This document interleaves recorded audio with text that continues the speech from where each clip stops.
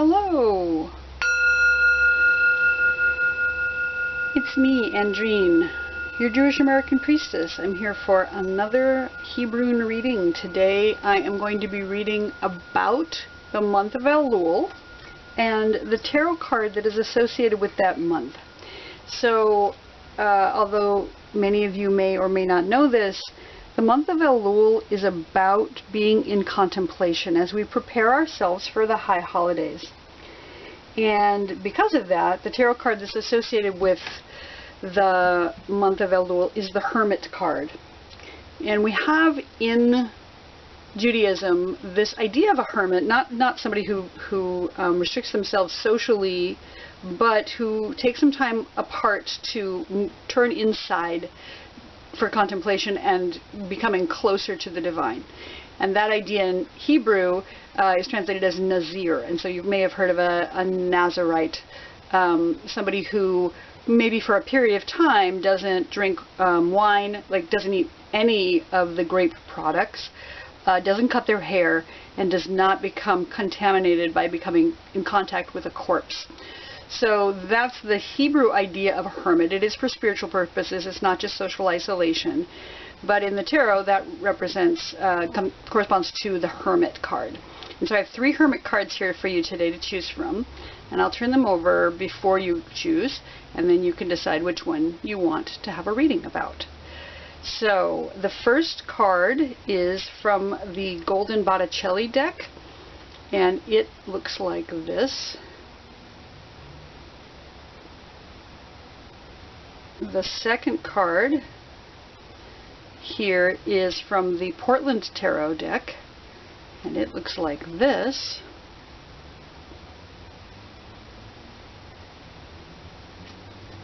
And the third card is from the Rider-Waite deck, and that's the traditional one. It looks like this. So take a moment to see which one of these 3 hermits wants to speak with you today. Again, the Golden Botticelli deck, the Portland Tarot, or the Rider-Waite.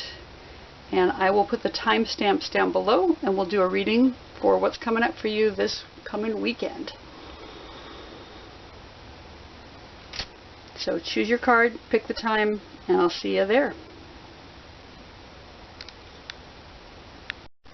Okay, for those of you who chose this hermit from the Golden Botticelli deck, this is your reading. I'm going to look at him for a minute and see. You can see that he's gilded, so he's got some gold on him. And he is, it looks like a male, bearded for sure. And he has a book on the ground, and in his hand he has a crumpled paper. I believe it's possibly a page from that book. Interesting. Or I was thinking maybe it was a letter. But in whatever case, he's got some kind of piece of paper crumpled up in his hand. And the book, although it is open on the ground, is blank. And maybe that's his frustration, that he came here to read this book and there's nothing in it, or nothing that he can see. He needs to take some time and sit with that, apparently. And he's in this kind of craggy place with the broken wall. But I see over here on the left side there's some lilies, which represent the revelation of some kind of birth coming. Usually that's the symbol that is in the Botticelli paintings of the Annunciation, which is when the angel comes and says that a child will be born. So in this case, we have this hermit. He's kneeling on his knees. He doesn't seem to have very much in the way of clothes, although interestingly his cloak is red. And symbolically, a lot of times in the Catholic Church, that red represents carnal desire. So here's this hermit on his knees looking down, the crumpled page in his hand and a blank book to his left. Maybe it's a journal. I don't know. Maybe he was journaling. Didn't like what he wrote. Tore it out, crumpled it up. So that's the hermit that we're going to look at today. I'm going to set him down here. And I'm probably going to zoom in a lot so we can see. I was just going to read a little bit about the Hermit in general, what we think about the Hermit. It has to do with solitude and introspection, perspective and wisdom, and guidance. The Hermit indicates a need or desire to withdraw from the world. He is a wise old man who has learned much about himself and his world through deep introspection and meditation. When you see this card in a reading, your soul may be craving a retreat in order to replenish and restore. By taking space and solitude now, you will be ready to engage with and guide others when they most need you later on. The answers you seek will be found only within you, not in any book or in any website. The Hermit may also be advising you to seek guidance of a wise counselor or mentor. So here's our Hermit. We're going to set him here, and we're going to pull out some Hebrunes to read today. I'm going to zoom this in. Let these other Hermits watch from the back. Okay, I think I have things adjusted now. Alright, let's pull out some Hebrunes and see what comes up today. And we're working with sunlight today, so it is variable, let's just say. Alright, the first letter, I'm going to go from left to right. So the first letter that comes out today, I have the letter Zion. Put that one right there. The second letter coming out is Chet.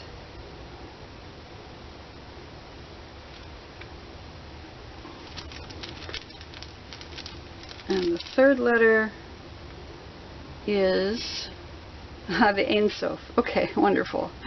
All right. So these are our three letters that we're working with right now. We'll see if we need any more in a little minute. So Zion is the thing. This position in the reading is that which just came before, just recently. So Zion is the number 7, and it represents a sword or a scepter. It has to do with power, and it has to do with the 7th day of creation. So it's interesting because it even looks like a little bit like a 7 in this manifestation of it. So it is the number of days of creation, and that is a completion. So something just completed for us, and certainly the month of Av just completed because we're in the first week of Elul. So maybe that's what we're talking about. But 7 is also this magic number. A lot of people see 7 as a lucky number, which is interesting because the month of Elul is also paired with the tribe of Gad. That's G-A-D. A lot of people in Hebrew it's pronounced God, but since it sounds so much like the word God, I try to pronounce it Gad so people know. So the tribe of Gad is also meaning lucky or fortunate. And he was the 7th son of Yaakov. He was born to the mother Zilpah, who was the handmaid of Leah. And so it's interesting because Elul is affiliated with the tribe of Gad, and it is the number 7. So we've got, and he was also known as a great warrior. In fact, Gad was known to be quite aggressive in battle. They say that you could see him out on the field because you could tell where the tribe of Gad was because the arms and heads would go flying of all the enemies because he was a very fierce warrior. So it's a sword in that aspect, but it's also a scepter. It has to do with sovereignty, and it has to do with that kind of power that people have over others. It is affiliated in the Sefer Yetzirah with the sense of smell, which is interesting. We've got all the smells of summer coming up right now with all the ripening fruit. And the sweat, certainly we're having a heat wave here right now in Portland, so smell is incited here. It also has to do with lightning at the at Sinai. Lightning struck when the Torah was given. There's a lot of lightning and thunder and clouds, and so it represents lightning also, as it is affiliated with the month of Sivan when Torah was given. It has to do with a lot of completions. So because it is 7 and there are 7 days in a week, and there's 7 weeks in the Omer, and there's 7 years in the Shemitah. The Shemitah year comes in the 7th year of every year, and the Jubilee is 7 times 7 years. There's a lot of sevens that have to do with completion. So something recently was completed, it sounds like. And again, least of all, the month of Av was just completed. And so that's the past situation. In the present, we have Chet. And interestingly, Chet is the number 8, so it comes right after. Hold this up so we can see it a little better. The letter Chet is about in the infinite, because it is the number 8, because 7 is the completion number. 1 more than 7 is the number 8, and anything more than creation must be infinity, right? So Chet represents infinity. It represents, and of course the number 8, when you put it on its side, looks like an infinity symbol. And I find this really interesting because we have 7, we have 8, and then the Hermit card, if you look at the top of it, you'll see is the number 9. It's the 9th card. So we have 7, 8, and 9. Right now, where we are is in this time of the infinite. Chet also represents life because of the word Chai, which means life. Starts with the letter Chet. So we've got this infinite idea. We have this life. Life is happening right now, certainly in the summer. Everything's alive. Everything's blooming and producing fruit right now.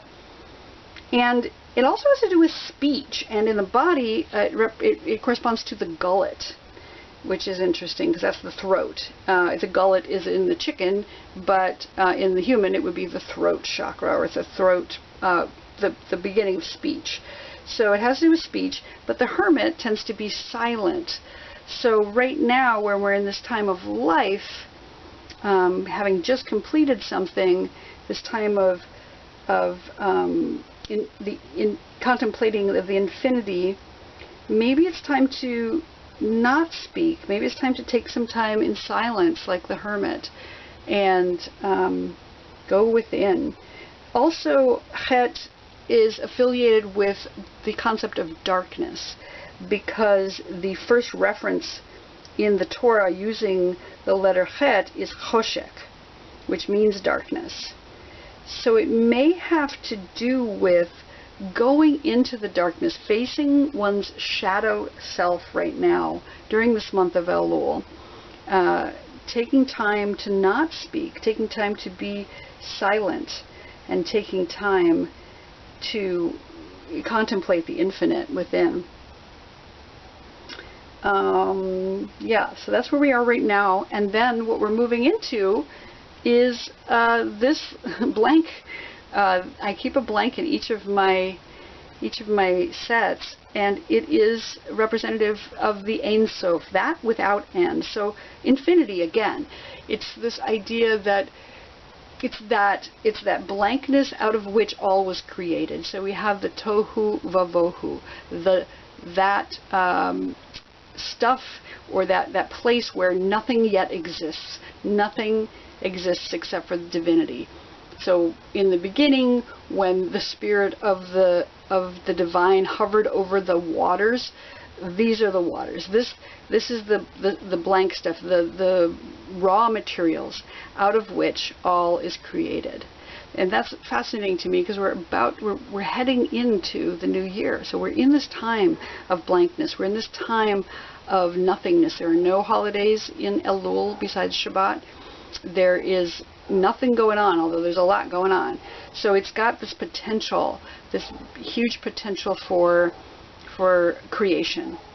It's all the raw materials that one might need for creating. But it's also this time of blankness, this time where we sit in silence and we sit and contemplate. It's interesting that we've got the blank book here, just like this blank slate, and the concept of infinity, and in the Het, but also the concept of the infinity in the Ein Sof, which is both nothing and everything. It is that which has the potential for everything. So it looks like nothingness because there's nothing to look with yet, because nothing has been created yet.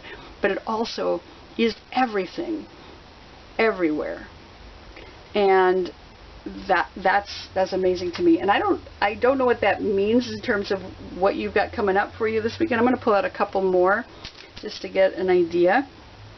And I think I'm just going to take out 2 more, and I'm going to set them. I'm going to set them here and here, and we'll see what that comes up for. We're going to go with something that will. What's something that will give us some assistance right now in this time? And the letter that's coming out for me is, this is Kaf. And what's something that we need to stay away from right now? And that letter is Ein. That's very interesting. Okay, so what's going to assist right now in this time frame is we have the letter Kaf, and it means, it represents the palm of a hand.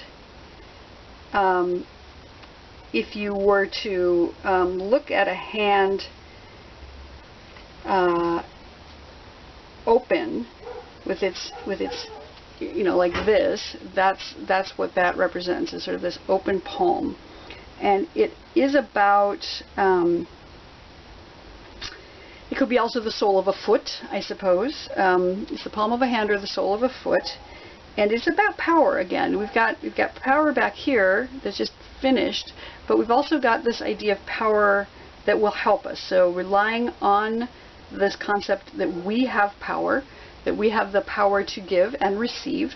Those things are both really important right now, and it has to do with interesting. The letter Chaf rules over the celestial body, the sun. So right now here in the summer, here we are right now in Portland anyway, the sunniest part of the year, where everything's really hot. The sun is up there, and so we can look at the sun as something that is here to assist us, but it also Chaf shows up twice in the word skach, which is what we put on top of our sukkah to protect us from the sun. So this is an idea of protection, or that which is covering over. So it could have to do with power, and it could also have to do with protection. It could have to do with that which watches over us, like this Shekhinah whose wings are protecting us as we sit in the sukkah. The shach is like the protective wings of Shekhinah, the divine presence. And it has the binary in the Sefer Yetzirah of wealth and poverty. So again, that concept of giving and receiving.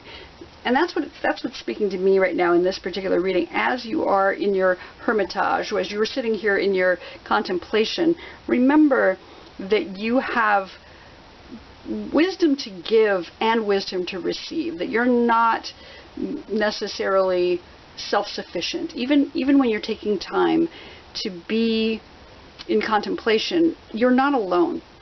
You have Shekhinah over you, and you have that protective hand that is guarding you, and you have something to share when you come out of this, perhaps. When you come out of your time of contemplation, share what you have learned from sitting in silence. And also be willing to receive. If you have a mentor or a teacher that you need to turn to right now, this might be a good time to do this in this contemplative time that we are living in right now, in Elul. So Chaf is about that protection, that that giving and receiving. Again, hold out your palm to give, and also hold out your palm to receive, as is appropriate. And you will know, because you're sitting and listening, because you're sitting in contemplation, it will become clear to you which thing you are to give and which thing you are to receive. And so that will help us through this time of this kind of emptiness and this contemplation of the infinite. And what is not going to help us right now is the letter Ayin, or that maybe it's not what's not going to help us, but what we are concerned about. It could be about fear also, what we're fearing right now. And Ayin is representative of an eye. So it's about seeing and vision and the ability to see clearly. It is also about the divine watching or seeing us or watching over us. That the eyes of the divine are on all the people who wrestle with God. So there may be some fear about whether that's true. Like, am I going to be able to see anything? Am I just going to be sitting here and nothing? This guy looks frustrated to me by the way he's crumpled up his piece of paper. So maybe you're concerned that you're going to get nothing. You're going to sit in contemplation and you'll just come out empty-handed, which is interesting because you got an empty hand here. But you don't need to fear that. That's not something to fear. Instead, trust in what you know. Trust in this knowledge that you are receiving, whether you can perceive it right now or not. Something is coming to you. You will have something to receive. You will have something to give when this is all over. Ayin also has to do with laughter. So maybe there's some concern. Maybe laughing is not the thing we need to do right now. Not to say we don't experience joy. No. But to say that if we're laughing at this whole concept of sitting, if we're laughing at the idea of a hermit, then we need to let that go. That's not going to help us right now. What's not going to help us is to be sarcastic or to be snarky about this. But to actually just sit, really just sit and listen. Sit and don't get frustrated because your book is blank. Write something in it. Or don't get frustrated because your book is blank. Listen harder and see if there's something that comes to you from those blank pages, because this is what we have right now. We have this blank time. We're blessed with time. We're blessed with this ability to contemplate the infinite.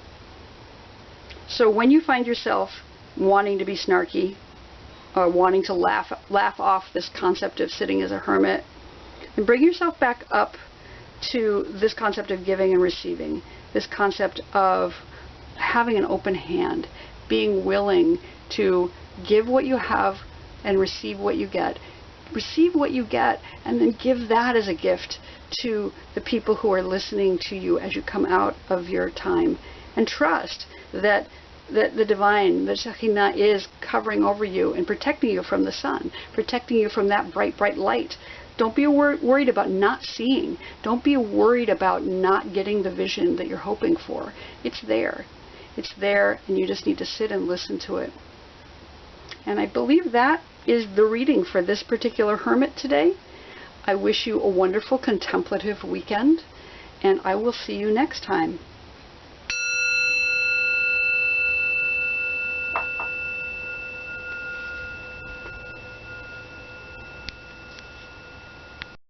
All right.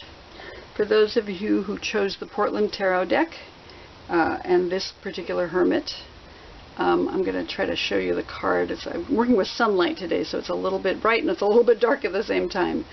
And I'm going to read you what it says. This is the Portland Tarot, which is written by Teresa Pridemore and Jamie Morris. And here's what they say about the hermit. A master retreats to a soul-lit cocoon to gaze upon the waning moon. The keys are, this is the positive aspects, the voluntary time out, contemplation, vision quest, loner, step away from the herd, listen to your inner voice, discover your own wisdom, and illuminate the truth. The locks to the hermit, which is, like I said, yes, the negative aspect of this, are outsider status, resisting solitude, overstimulated, seeking answers from without, and isolating with technology and evading social responsibility. The affirmation for the Hermit is, I unplug from the world and plug into my own body of wisdom. The Hermit lingers a moment on his path of wisdom, the lamp lit. He considers his next step. Gazing at him, we consider the layers of connection we must peel away to find the solitude needed to make our similar journeys. Technology creates an added challenge. Our every waking moment is filled. Phones, Facebook, television. Even when we think we've stepped away, our minds are still abuzz. And as the laptop aglow in the Hermit's tent shows, even in nature, is a temptation to stay plugged in. But the Hermit has gotten free. Now he's who we visit for sage advice, the guru on the mountaintop, the wise guy who's a little offbeat. He's learned from his own journey and he's ready to share what he's gleaned. Still, while we can emulate the Hermit's process, we cannot walk his path. We must find our own way. Fortunately, under the deep night sky the Hermit favors, our inner light becomes more visible and will illuminate the road that winds through the untrodden woods within. It's a journey no one can travel with us, not the Hermit, not like-minded others of our network and tribe. So in a reading, the Hermit tends to issue an invitation toward retreat from the world, to pursue spiritual insight and connect to your own inner light. Doing so may require you to evaluate your level of social interaction. In the wilderness may beckon you, reminding you that in nature you will find an antithesis to the hurried, forced motions of modern life. At the very least, find a personal cave of reflection to return to at the end of the day. It is time to find some quietude. And for us, that's what Elul is all about. It's about finding time and a place where we can sit with ourselves and figure out what it is that we need to change for the coming year. So here we have the Hermit from the Portland Tarot, and he's this guy with a flannel shirt and a little flap cap, and he's got his tent with his laptop, and I'm not sure what's in his lamp. It looks like, I don't know, it looks like a UFO to me. He's got his Timberland boots, and it's just a walking stick. It's not an axe or anything. So there he is. We'll set him here while we pull out 3 Hebrunes and then possibly a few more.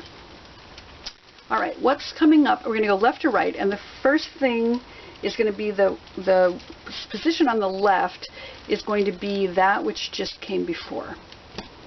And we have the letter Shin.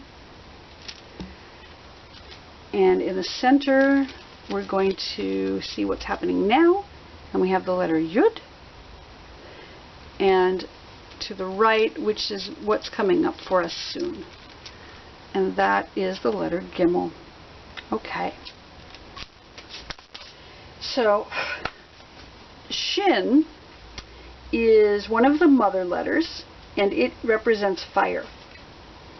It is the second to last letter in the Hebrew alphabet, so it's almost a completion, something just about completed. But Shin has to do with fire, right? So it's the heat in the summer. It's the heat of the summer. And here in Portland, it hasn't completed yet, but you know, it's been full force. So we've got some fire happening. It also has to do with the head in the body. So maybe a lot of thinking, a lot of emotions, passions, possibly, maybe even anger that just came up recently for us. But it has to do with cycles, and it has to do with, just fire and the sun and the moon and the stars, the sky, all the things that are in the heavens right now. And it's the direction above in what is perceived as the mystical temple. So what's up? This is what's been up, is Shin. Fire, heat, summer, emotions, passion, anger, possibly, other kinds of passions. Anything that's fiery has been what's up. And we've got this a lot of shins. So shin has to do with the names of the divine Shekhinah and El Shaddai. Both of those are feminine, so female passion, maybe female. Shaddai literally means breasts, so the breasted one, and Shekhinah is the indwelling presence. So there's a lot of shin that just happened here. It's made up of a bunch of other letters. So you can see on the top there are like 3 flames. The top of each of those is a yud, and yud is the smallest of the letters. And so it's like these atoms have come together to create this plasma that is fire. And it is the number 300 in Gematria.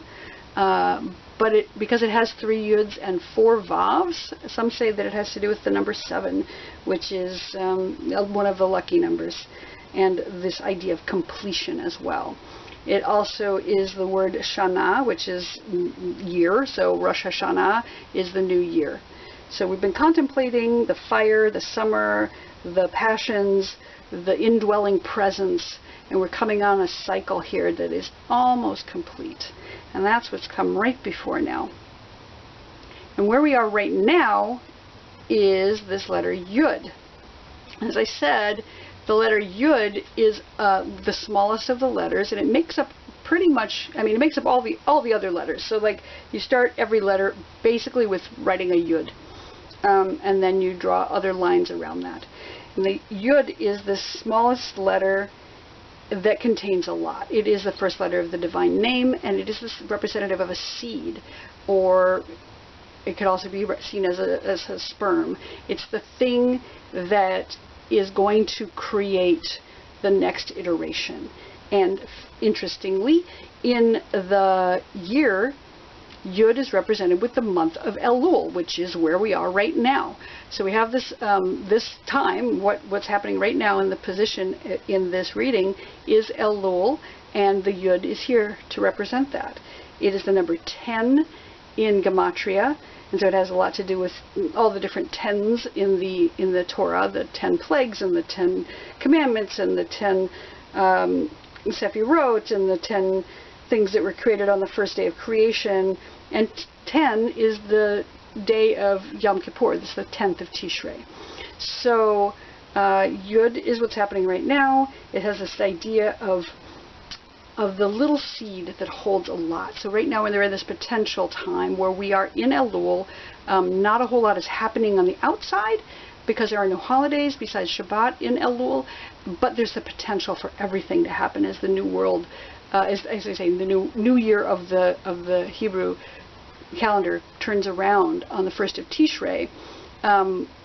That's the birthday of the world, so it's creation basically. So here's the seed for creation coming right now in Elul, and that's what's happening for us in the moment. And what's coming up in the near future is Gimel, and Gimel is it is about walking, it's about movement, it's about progress, it's about running and returning, like the angels on Jacob's ladder that were going up to heaven and coming back down, and about like wisdom that flows through the channels that are carved in creation from the divine to us and back again. So it's about energy and electricity and movement. Gimel is representative of a camel, so it's about walking, and it also is representative of doing good deeds. So like there's a lot of tzedakah that happens around this time of year where people are trying to give back in order to maybe make amends for issues that they need to make amends for. So it has this idea of giving, doing good deeds, doing tzedakah. And in space, Gimel rules over the planet Jupiter, which is in Hebrew called tzedek, which is justice. So it has to do with justice. It has to do with making things right in the world. It is a binary letter. It's one of the double letters that's pronounced either Gimel or Gimel, and it's a binary of peace and evil. So this idea of that which is whole and that which is broken. So doing good rather than doing bad stuff, if there's a good and bad binary in the world. It could have to do with, in Gan Eden, the Garden of Eden, that we had this tree that was supposed to give us the knowledge of good and evil, and we were told not to eat from it according to Torah, and the first humans, chose to eat from that rather than from the tree of life. And so we have the knowledge of good and evil, and because we have the knowledge of good and evil, we are to choose the good. It is the direction below in the holy temple. So it could be, so we have Shin, which is above, and we have Gimel, which is below, and it has to do with justice. So that's what's coming up for us really soon, this idea of justice, this idea of giving and receiving tzedek, and about movement, about moving forward into the new year with purpose, I believe. So that's our basic reading. I'm going to do a couple more letters about what's going to benefit us right now and what maybe won't benefit us right now as we move forward in this moment in time. So I'm going to take out one letter that's going to be about what benefits us right now, or that will help direct things right now. And that letter that's coming out, oh, interesting, is the Ein Sof. That's the blank one. It has nothing on it. I keep one of those in each of my sets of Hebrunes because I love the concept of that is nothing. That which is nothing and everything at the same time. And then I'm going to pull out another one that has to do with what's not going to help us right now. And that letter is the letter Resh. Okay. So Ein Sof, I don't have anything written about that even because it's just in my own mind here. It is the blankness. It is that basic material out of which everything is formed. It is the God stuff. It is the void over which the divine hovered before anything was spoken into creation.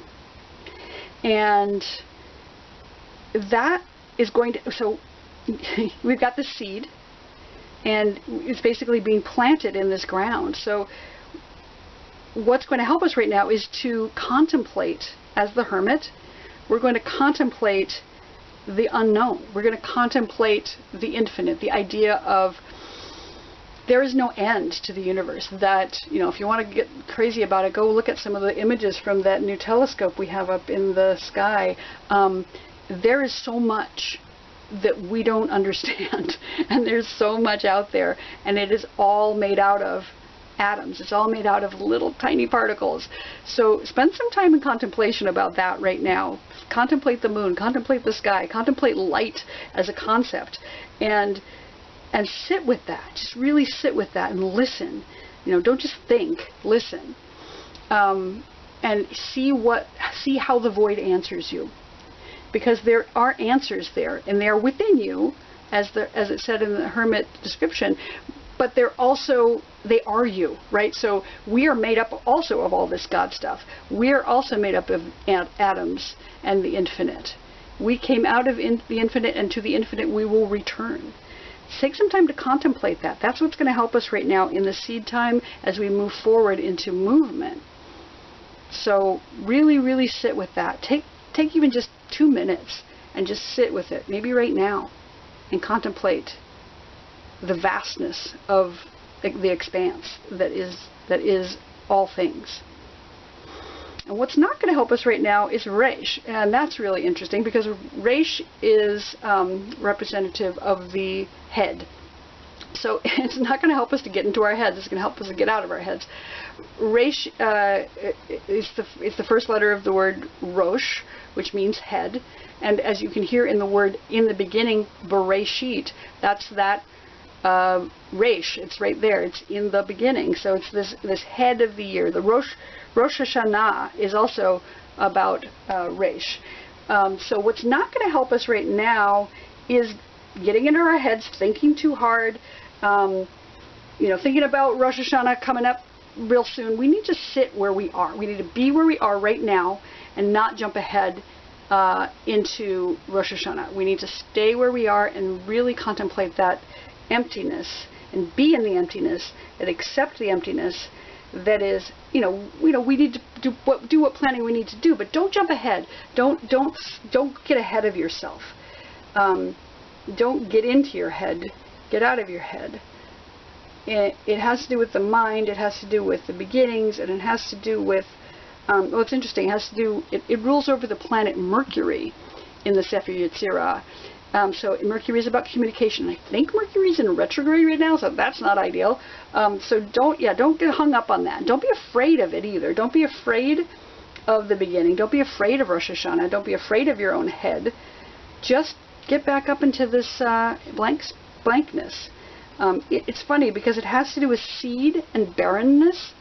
And it's funny because we've got seed and barrenness up here, but Resh is the binary of seed and barrenness. So contemplate that binary. Contemplate seed and barrenness, but don't get so wrapped up in thought that you lose perspective of the vastness of all things. And if you find yourself getting into your head and thinking too much and planning too much and getting stressed out, move yourself back up to this blankness. Just take a minute to sit. Be the hermit. Be the hermit. And for those of you who chose the Portland Tarot Hermit today, that is your reading. I wish you a wonderful weekend and a peaceful time within. And we will see you next time.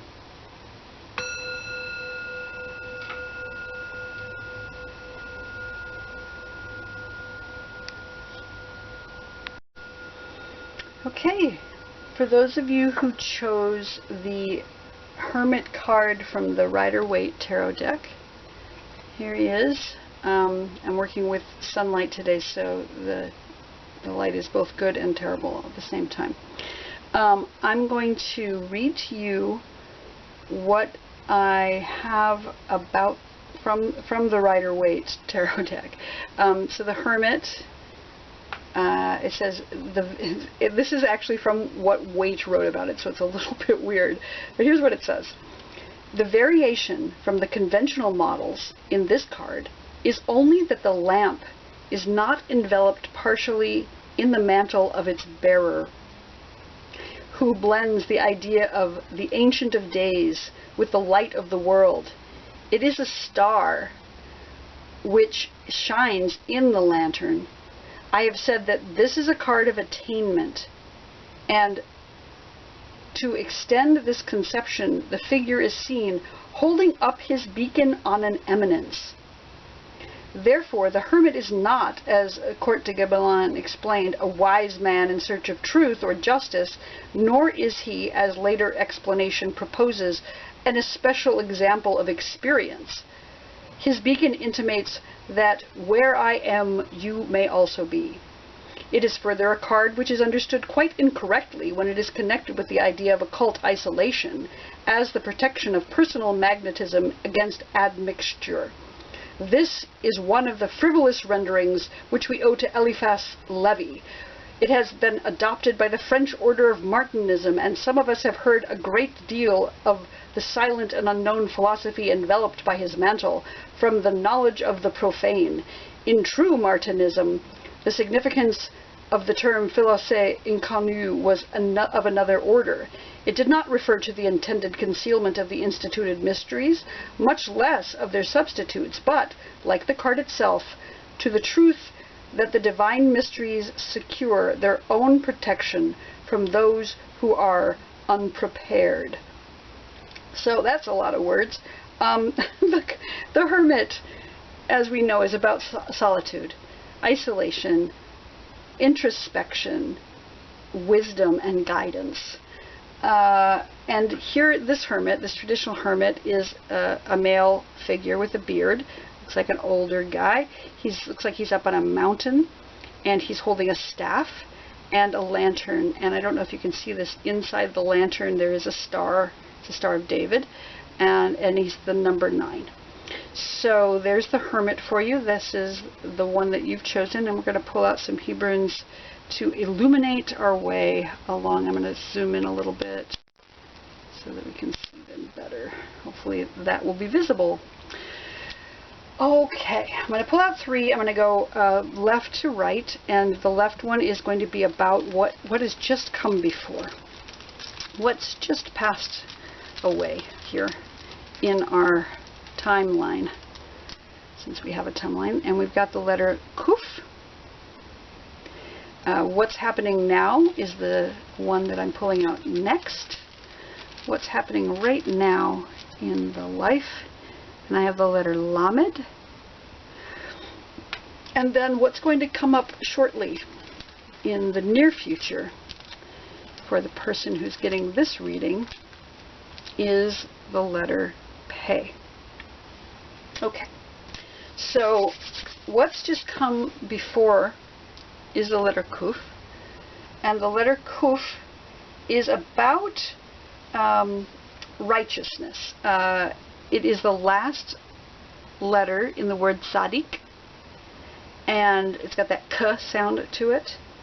And it's the letter in Hebrew that goes below the line. So most letters are on the line, but this one goes far below. And it represents the righteous going down into the earthly plane. Those who are righteous searching for the sparks of the divine. There is a story that when divinity created the universe, it had to contain its light within some sort of vessels. And so the light was put into vessels, and those vessels could not hold the light, so it shattered.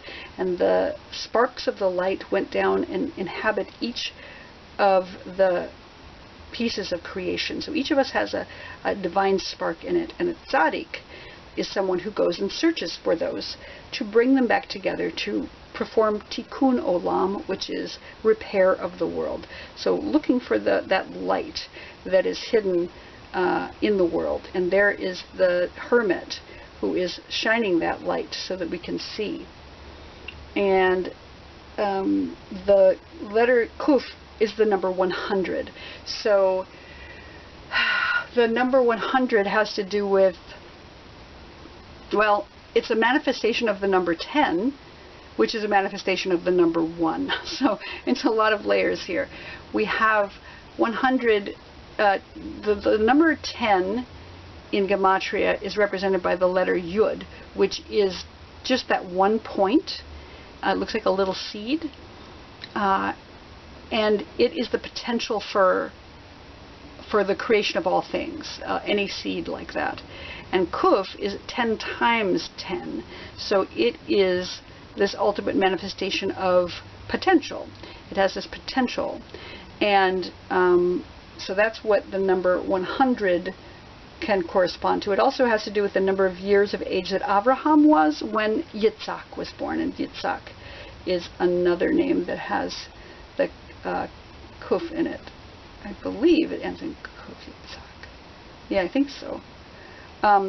So it is that 100 years of Abraham's age, that maturity. So he's like this old guy who is theoretically wise when his son is born. And so this idea of potential for birth and the potential that each child could possibly be a tzaddik.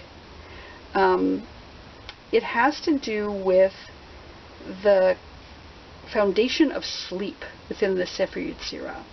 So rest and sleep. Maybe one has been asleep. Maybe there's been a completion that's happened. That this idea of something righteous, some wisdom has come in maybe a dream, maybe in the sleep, in one's sleep. You've had some kind of wisdom come to you, and it is again out there searching for justice in the world. And maybe that's something that's come up for you, is that you've been seeking justice, you've been seeking something righteous in the world, and that's just come right before here. Maybe you just took a nap, I don't know, whatever resonates for you.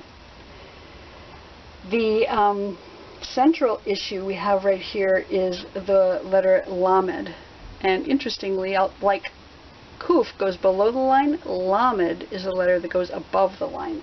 It's one of the only letters that goes above the line. And it is that which is reaching up. So it's reaching up for for divinity. It's reaching up high, and Lamed is the word that begins the word Lev, which is heart.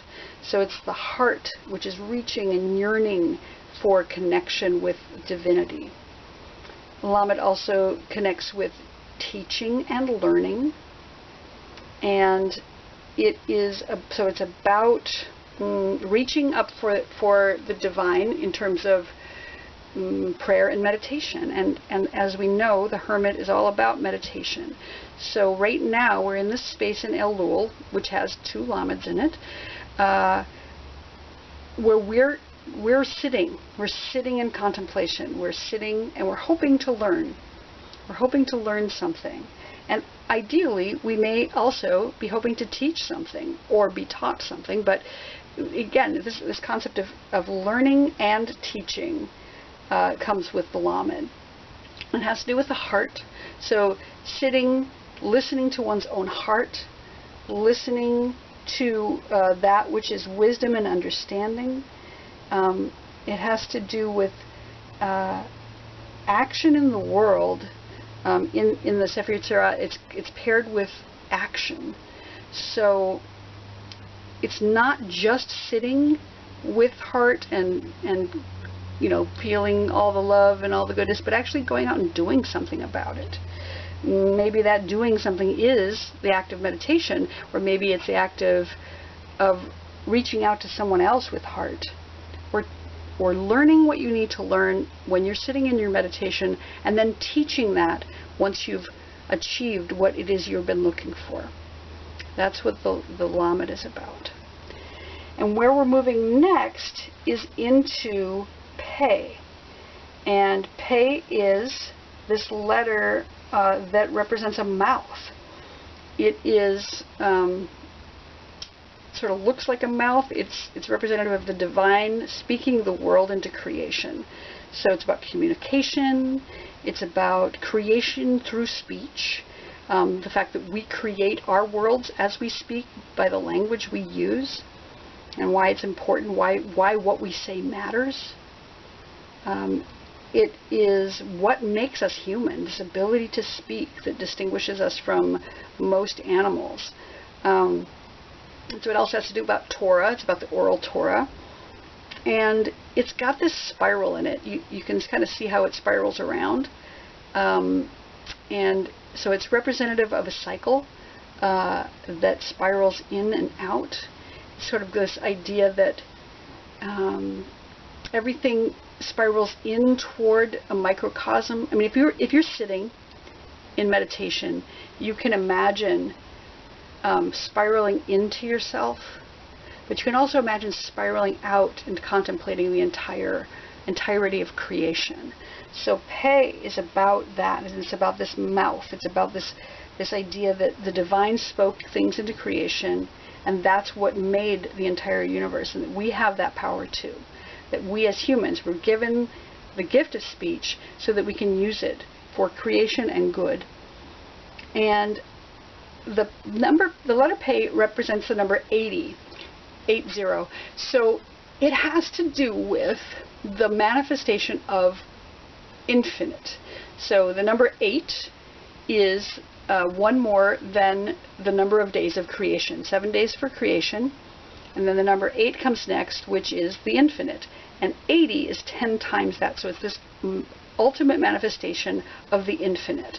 So as we're sitting and contemplating with our heart, as we're reaching in meditation and prayer toward the divine, we can contemplate that infinite, that infinity that comes, and the way that the universe was created through words, through speech, in the world.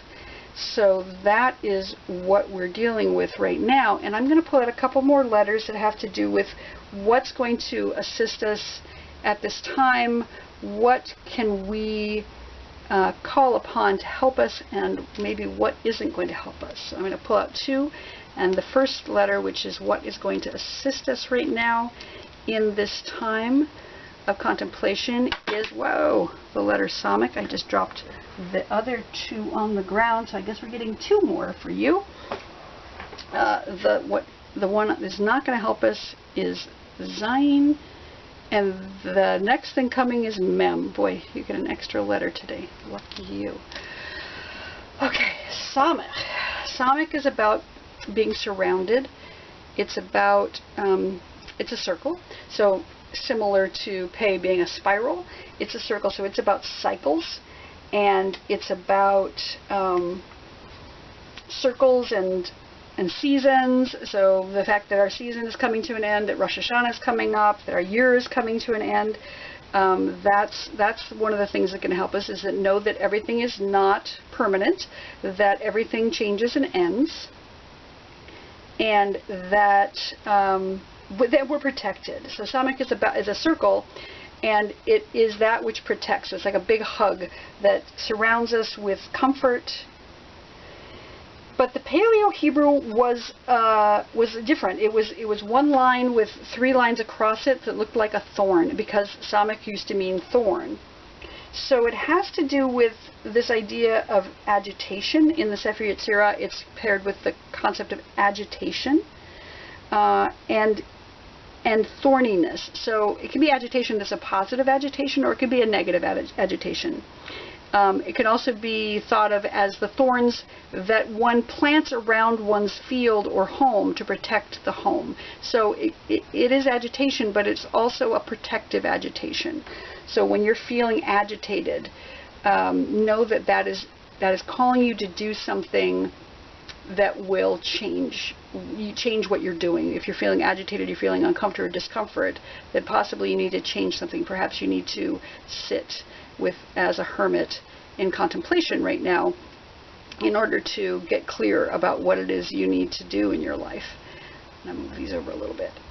So Samik is the thing that's going to help us right now, and it'll get us through this time when we are reaching up and hoping for some sort of learning, some sort of heart coming out of our situation. What's not going to help us right now is Zayin, and Zayin is a sword or a scepter. So it's about power. It's about having power or wielding power over others. It is connected to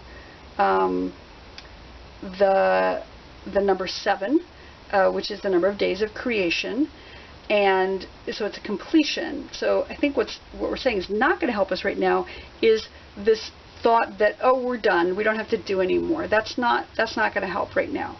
We need to not focus on completion, and not focus on power, not focus on wielding control or power over situations, but instead focus on protection and being surrounded with comfort and being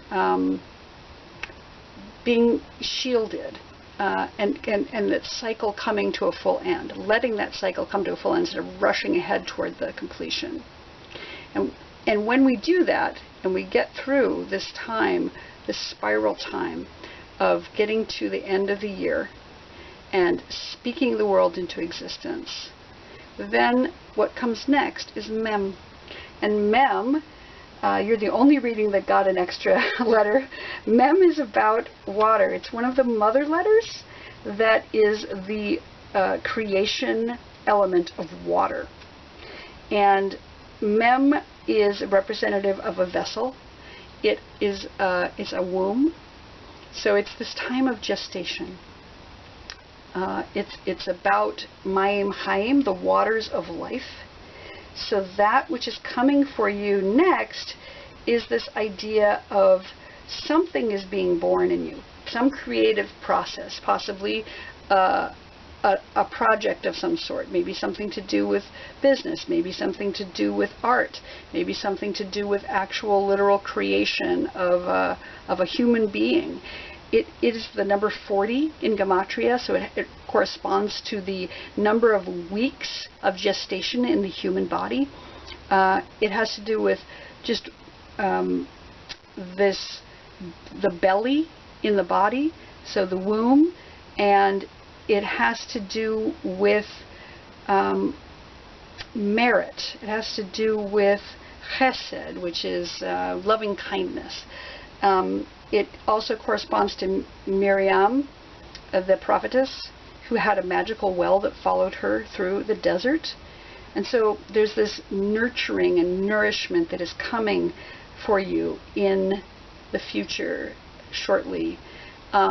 If you can focus on being protected and surrounded, and if you can not try to control everything that is out of your control, to reach up with love toward the time of contemplation, and learn to sit with the infinite and the spiral that is coming, you will have this this outcome that is a birth, a gestation before a birth of life, of nourishment and fullness.